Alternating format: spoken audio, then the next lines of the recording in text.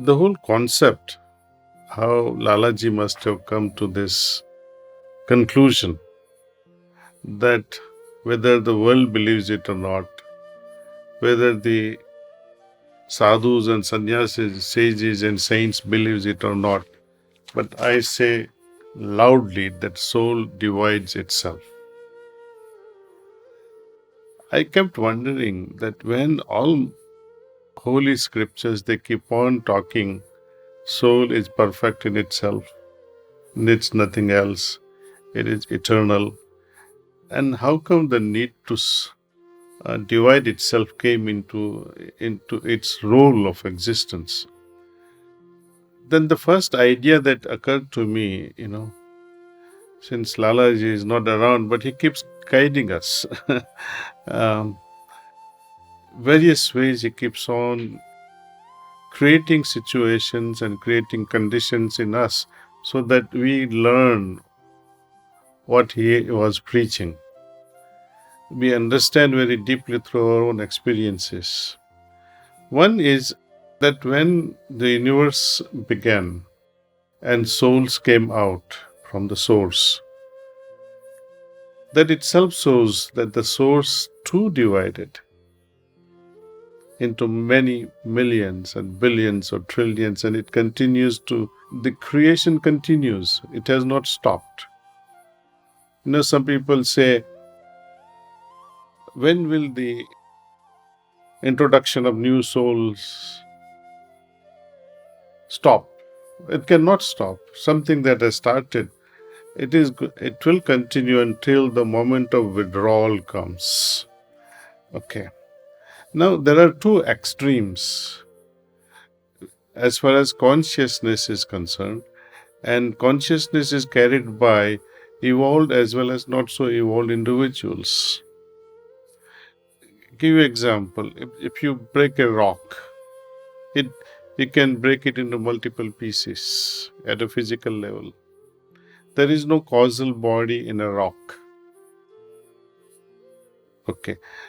When you talk of plants, especially shrubs and trees, there too, there are plants, there are shrubs and trees with various levels of consciousness.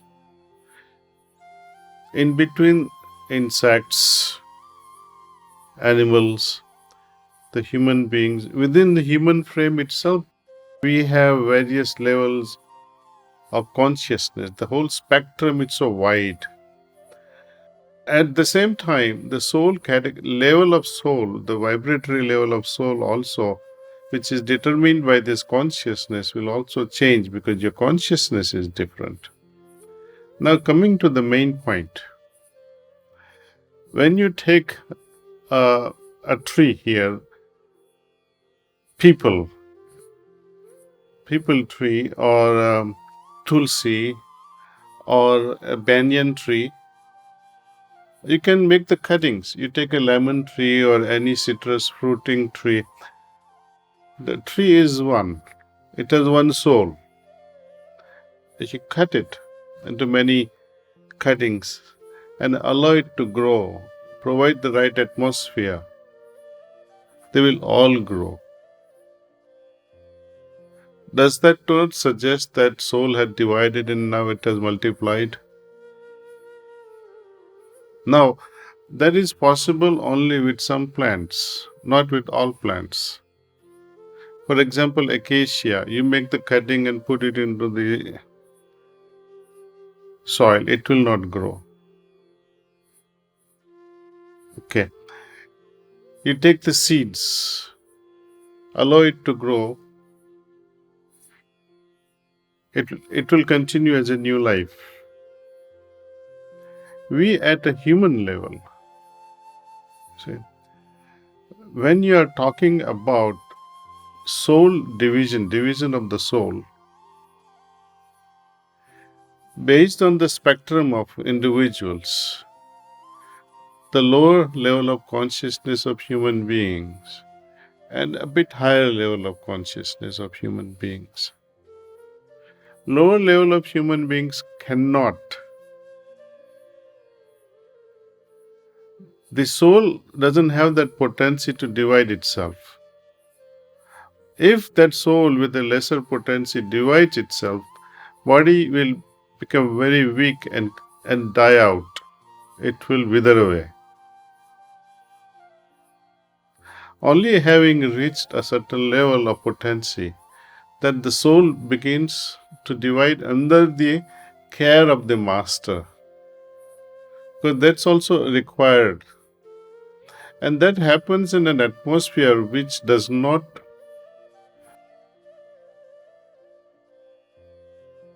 kill that, does not destroy that new being that has come into fore. Like you have a small sapling which you like to protect it very much. The soul, if it divides and allowed to stay at this level of heaviness of vibrations, it cannot survive. The soul with that level of potency, it will have to be born in a brighter world. So, with the help of the master, when quoting Babuji Maharaj, not so exactly, but he says, everyone knows mother's love. Very few understands the love of a guru, and very rare ones understands the love of God. Then he continues saying that when mother carries a child in her womb for 9 months, nourishes that child and brings the child into this world. Similarly, Guru also keeps the disciple in his mental womb for 7 months continuously and gives the birth in the brighter world in a more protected arena where there are no dangers of heavier vibrations. So it will continuously keep growing there. The hierarchy of master will look after those souls there. Okay.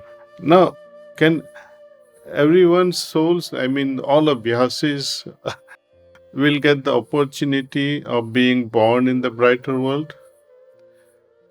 I wish, I pray that all may be born there. And it has a reason also why it should. I've been thinking very deeply about it, the creation. Why did God create us in the first place? What is the reason? Idea comes being a businessman when you think of investment. When you send out your son or a daughter to run a business, you give $1 million perhaps and say, okay, my son, my daughter, go run a business. And after 10 years, son says, Dad, here is your 1 million you gave me. I protected it very well. I put it in the bank and this is the interest also, which is hardly 1% or 2%. So at the present rate of inflation, you have actually lost in that investment. Though you have returned 1 million, but it has devaluated so much, it has not much of a value after 10 years. Similarly, soul, having moved away from the source, God had the intention that when it returns back with not this potency X with which it departed from here, but it must return back with 10x or 100x or million x. And this division of soul makes it possible. Because you're no longer one entity, you are multiple. You're two now, maybe three with in another birth perhaps. And you find a right guru who can make you be born again. But two are possible for sure. And both doing the practice with a lot of dedication, leading a very simple and joyful life full of acceptance as it moves on. See, there are no grudges towards anyone. We always talk about she hurt me so much or he hurts me so much, and our life passes on just complaining. And whose life is so, serene that there are no problems in life. Everyone has problems in life. And soul of potency understands and rises above these problems. He said, this is a common thing. How am I different? If I continue to, blah, blah, blah about my problems, then I am like the rest of the world. But no, God did not create me for such things. Whatever I can do, I will do. I like to lead a simple life. Somebody curses me, okay, that is their preference. That is their choice. So our purpose is through practice, through dedication. We enrich our existence here. And parallelly, as I enrich myself here through transmission, because of the osmosis of the soul in the brighter world, it also draws nutrition, or it draws its nourishment. If I fall here, I succumb to certain weaknesses. The soul there will quiver. It will also wrinkle up and say, what's going on? So you are hurting yourself by crossing certain limits. We need to create limits in our lives, create banks of limitations. I always remember Clint Eastwood dialogue, man got to know his limits. And we have to establish our own limits. How far can I go? With life of simplicity and purity, you can go everywhere. There are no limits for such a being.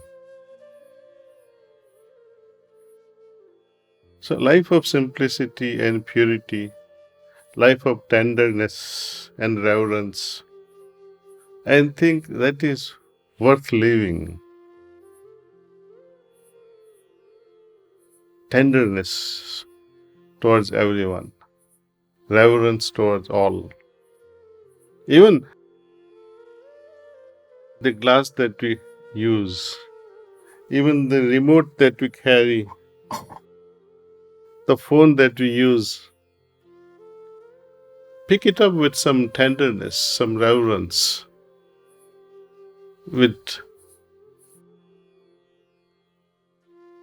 don't just grab it and say, who the hell is this? No,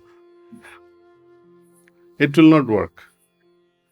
A person who is leading a high level of life, which is rich with nobility, and who is in osmosis, or who like to create that with its own replica in the higher world, cannot afford to be rude, cannot afford not to be tender, not to be reverential.